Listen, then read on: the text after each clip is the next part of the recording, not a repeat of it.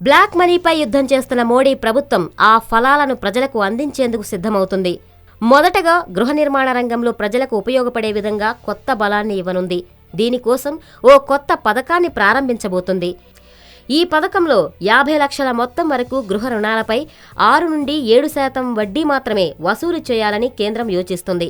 మొదటిసారి ఇల్లు కట్టుకునే వారికి ఈ వెసులుబాటు వర్తిస్తుందని ఆర్థిక శాఖకు సంబంధించిన సన్నిహిత వర్గాలు చెబుతున్నాయి. దీనిపై పూర్తి వివరాలు సిద్ధమవుతున్నాయని, పెద్ద నోట్ల రద్దు ద్వారా వచ్చే ఆదాయం మొత్తం ఎంతనేది స్పష్టంగా తేలిన మీదటే ఈ వివరాలు ఖరారవుతాయని తెలుస్తుంది. ఇప్పటి వరకు ఈ అంశంపై రిజర్వ్ బ్యాంకుతో ప్రాథమిక చర్చలు ప్రారంభించిన ఆర్థిక శాఖ 2017 కేంద్ర బడ్జెట్లో లాంఛన ప్రకటన చేయనున్నట్లు తెలుస్తుంది.